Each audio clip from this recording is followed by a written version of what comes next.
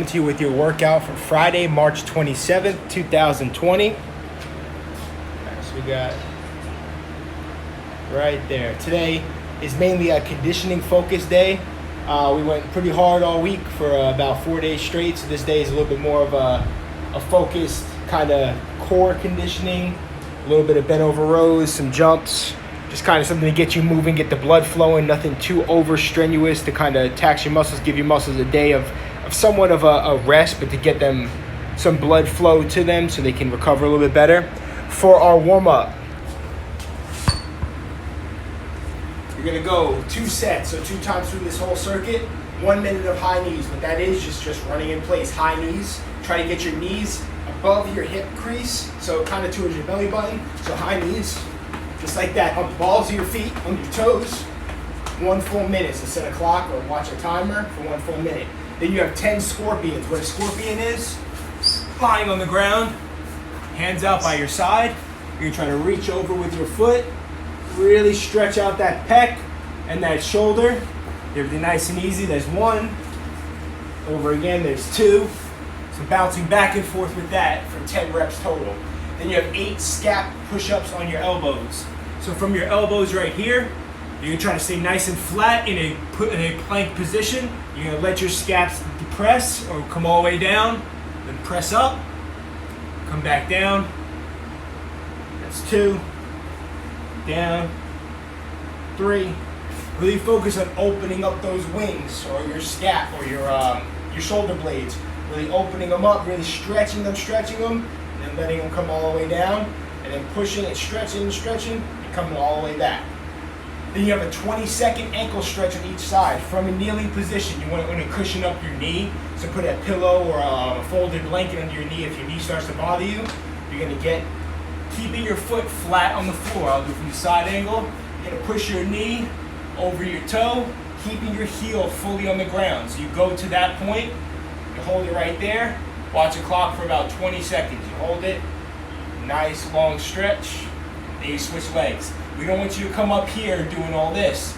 Just go to, if your mobility only allows you to go to a certain distance, go to that distance, hold that position there, 20 seconds, and then you switch to the other side. Now you go through that whole circuit 2 times, okay? Then from there, you rest a little bit, you're gonna get to your conditioning. Your conditioning is an EMOM. EMOM means each minute on the minute. So this is a 24-minute, each minute on the minute. So that means you're gonna go for 3 movements, you're gonna go through 8 times, okay? So minute 1, you're gonna do 15 bent over rows. Minute 2, 20 Russian twists. Minute 3, 30 lateral jumps over an object. On the 4th minute, you go back to minute 1, whatever you did for that first movement. Then 5th minute is the second one, 6th minute is the third one. 7th minute is the first one, so you go all the way down the order for 24 minutes straight. So you set a timer on your phone. As soon as that gets to the top of the minute, you go. Now, if you finish with 30 seconds left on the clock, that's your rest period. You're resting right then and there.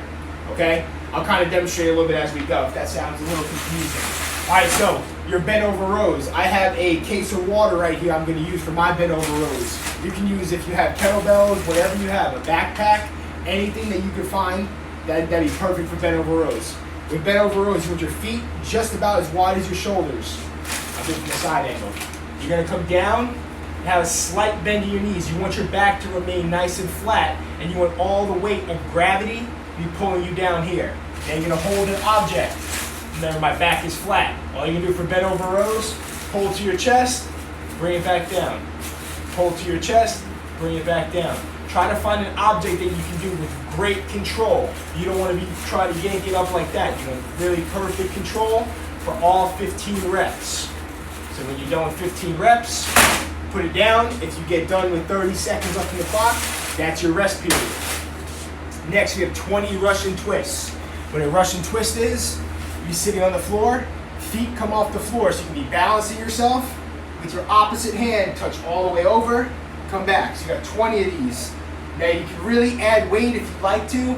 If you have a kettlebell, that'd be perfect, or a med ball, or some kind of a weight. If you have a gallon jug, a backpack, hold it in your hands, you come all the way across. Make sure you're touching the other side with your opposite hand. Really utilizing that core, that rotational core, getting your abs involved there. If that's too challenging, you can leave your feet on the floor. Same thing, but get a nice lean back. So you want to lean back, really engage that core. Force yourself to have to feel that squeeze right there, okay? So that's 20 of those, so 10 touches on each side. So it's 1, 2, 3, 4, all the way through. From there, minute 3 is going to be 30 lateral jumps over an object. Find an object, anything you can find. If you want to use your case of water that you used earlier, like I'm gonna, that's perfectly fine. 30 jumps to either side. So you're going to go 1, 2, 3. You want to go fast?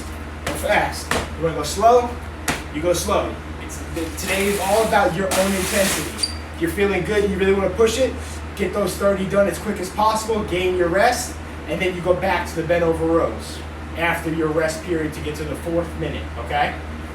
So, that's EMOM 24 of 15 bent over rows in the 1st minute, 20 Russian twists in the 2nd minute, 30 lateral jumps over an object, so lateral side to side. Now, your extra credit today, I'm going to bring you down a notch. You can see a little bit better because these can be a little confusing. Your extra credit are what are called prone swimmers. Take my glasses off. Now, a prone swimmer, this is a really good shoulder mobility tool. It really gets you to your end ranges of motion and allows you to really open everything up. So today, like I said, is all about kind of like a recovery type of day. So you're gonna do 5 reps for 4 sets. So you do 5 of these, and then you're gonna rest a little bit, do 5 more, rest a little bit, 5 more, rest, 5 more. So 4 sets of 20 total. What a prone swimmer is, you're lying flat on the floor, have something here like a towel or a shirt or something to put your forehead down on. I don't have anything, so I'll be all right. Now, you gotta take your arms straight out in front of you. You're gonna raise them, thumbs up. As you bring your arms back, really use your scaps or your shoulder blades. When you get to this point, you turn your hands to thumbs down. Hands touch together in the back if you can, so your thumbs touch. Bring your hands back, and then you finish with thumbs up. So I'll do that again.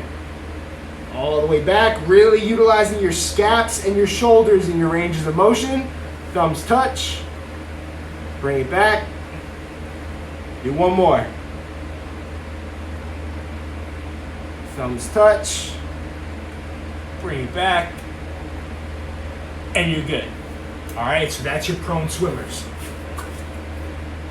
So, that is your workout for Friday, March 27th.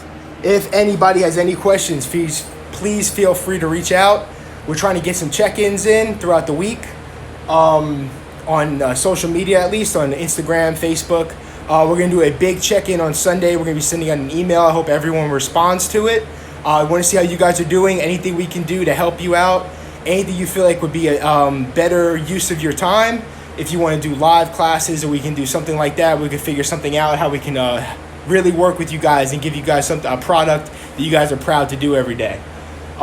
Reach out to us if you're interested in one-on-one coaching. If you have any kind of equipment that you don't know how to use, or you don't know what you can do or what you need to use for certain movements and everything like that, reach out, redlinefitnessnaples@gmail.com. All right, guys, well, until tomorrow, have a great Friday and stay fit.